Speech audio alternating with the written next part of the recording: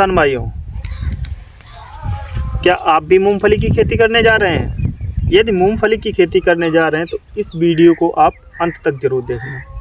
इस वीडियो में मैं आपको मूंगफली की बेसिक नॉलेज के साथ साथ मूंगफली की बुवाई से मूंगफली की हार्वेस्टिंग तक पूरी नॉलेज A to Z इस वीडियो के माध्यम से मैं आपको देने वाला हूं। मैं रोहित कुशवाहा एग्री जंक्शन झसीराय से, अपना यूट्यूब चैनल है एग्री जंक्शन 94 के नाम से। मूंगफली की बेसिक नॉलेज अगर हम बताएं इसके वैज्ञानिक नाम की, तो इसका वैज्ञानिक नाम एरेचिस हाइपोजिया होता है और यह लेग्यूमिनेसी कुल में आती है और इसमें जो गुणसूत्र की संख्या होती है 2n बराबर 40 होती है। यह थी इसकी बेसिक नॉलेज।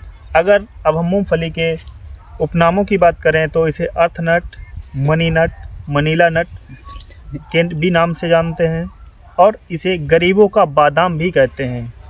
मूंगफली को हम तिलहनों का राजा बोलते हैं क्योंकि इसमें तेल की मात्रा 40 से 50% तक होती है और प्रोटीन की मात्रा 25 से 30% तक होती है। इसमें कार्बोहाइड्रेट 10% तक होता है और इसके खली की अगर हम बात करें, खली में 46% तक प्रोटीन होती है और इसकी खली में नाइट्रोजन, फास्फोरस, पोटास तीनों होते हैं। नाइट्रोजन इसमें 7.3% होती है, फास्फोरस 1.53% होता है और पोटास में 1.53% होती है। इसके साथ में ही खली में एक आर्डेन नामक पदार्थ पाया जाता है। अगर उस खली को हम जानवरों को खिलाते हैं तो जानवर जो भी होते हैं, जो दूध वाले अपने जानवर होते हैं, उनमें 30 से 40% तक दूध में वृद्धि हो जाती है। अगर हम बात करते हैं इस मूंगफली की क्षेत्रफल के उत्पादन की दृष्टि से, तो क्षेत्रफल में सबसे ज़्यादा अपने भारत में उगाई जाती है और उत्पादन की दृष्टि से देखें तो चीन में सबसे ज़्यादा मूंगफली का उत्पादन होता है। भारत के सबसे ज़्यादा अगर राज्य की बात करें तो हमारे गुजरात में सबसे ज़्यादा मूंगफली की बीकानेर शहर में इसका मूंगफली खेती होती है और उत्पादन हमारे तमिलनाडु में सबसे ज़्यादा होता है। किसान भाइयों, अगर हम जलवायु की बात कर रहे हैं तो मूंगफली में जब हम मूंगफली की बुवाई करते हैं तो उस टाइम पे 27 से 30 सेंटीग्रेड तक टेम्परेचर होना चाहिए। अंकुरण के लिए सबसे बढ़िया टेम्परेचर हमारा वो ही रहता है। और जब हमारे मूंगफली में पैकिंग क्रिया 55 दिन बाद पैकिंग क्रिया होती है, सुइयाँ बनती हैं, तो उस टाइम पर टेम्परेचर हमारा 20 से 25 सेंटीग्रेड तक होना चाहिए। तो उस टाइम पर क्या है कि हमारे जो मूँगफली की लगन होती है काफ़ी अच्छी हो जाती है, काफ़ी ज़्यादा मात्रा में लगती हैं। यदि टेम्परेचर उस टाइम पे किसी कारणवश जब सुइयाँ बनती, किसी कारणवश बारिश या मौसम के कारण अगर 13 डिग्री से कम आ गया तो सुइयाँ बनना बंद हो जाती हैं। अब इसके साथ में अगर बात करें तो मूंगफली के लिए मिट्टी की मृदा कैसी होनी चाहिए, तो मूंगफली के लिए सबसे अच्छी मृदा जो है बलुई दोमट मृदा रहती है, जिसका pH मान 6 से 6.5 तक या 5.5 से 6.5 तक रहना चाहिए। यह pH मान बहुत ही अच्छा होता है। मूंगफली में सबसे ज़्यादा 2 समस्याएं बहुत आती हैं, एक दीमक की और एक सफ़ेद लट की।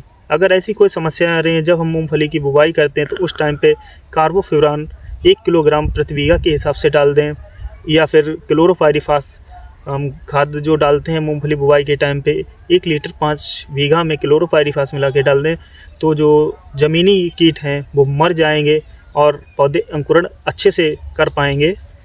की बात करें तो जैसा कि मैंने अभी बताया आपको कि झुमका वैरायटी एक विस्तारीय वैरायटी।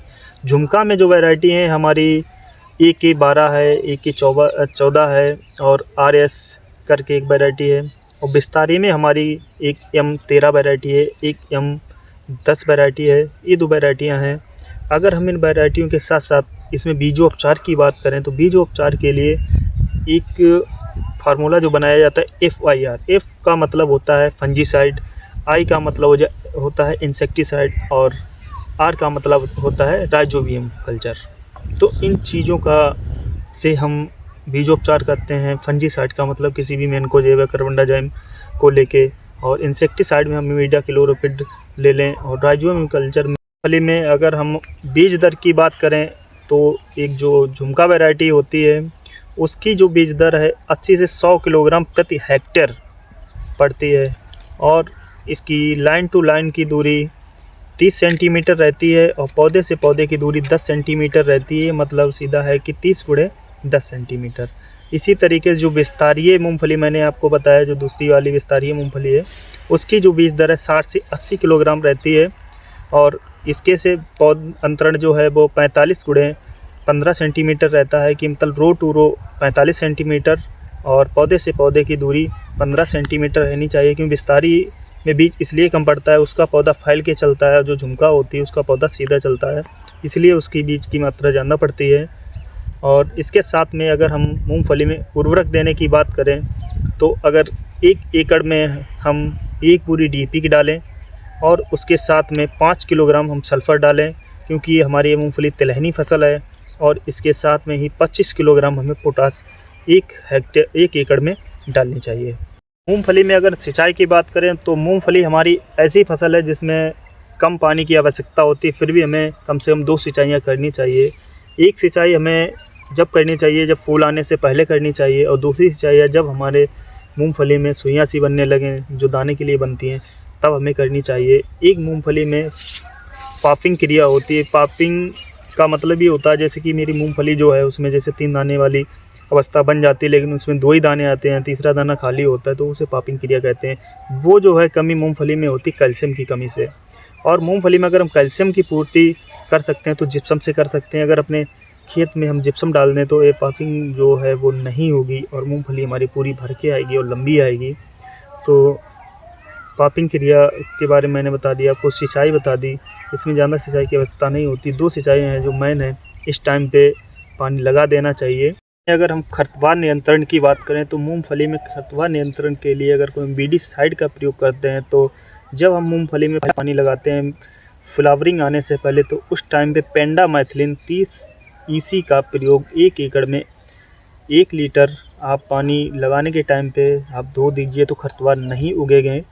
उससे क्या है, खरपतवार नहीं होंगे। यदि आप बीडीसाइड का प्रयोग नहीं करना चाहते तो 30 से 40 दिन से पहले ही उसमें निराई गुड़ाई करें। इसके बाद निराई गुड़ाई ना करें, क्योंकि पैकिंग क्रिया शुरू हो जाएगी, सुइयाँ बनने लगेंगी। और क्रिया की जाती है जो मिट्टी चढ़ाने की क्रिया होती है, जिसे अर्थिंग अप बोलते हैं। इसमें क्या होता है कि जब हमारी मूंगफली 30 से 40 दिन की हो जाए तो उस टाइम पे हम मिट्टी को चढ़ाते हैं, इसी को हम अर्थिंग अप कहते हैं। अगर अब हम बात करें बीज जो है बीजोपचार की, अगर बीज उपचार हम करते हैं तो मेनकोजेब, कार्बनडाजिब, बहुत सारे फंजीसाइड हैं जिसके साथ हम बीज उपचार कर सकते हैं। उसके साथ साथ में मूंगफली में अगर हम अब उपज की बात करते हैं तो मूंगफली जो झुमका हमारी है 10 से 12 कुंटल प्रति हेक्टेयर होती है, और जो विस्तारीय है वो 15 से 18 कुंटल प्रति हेक्टेयर हो जाती है।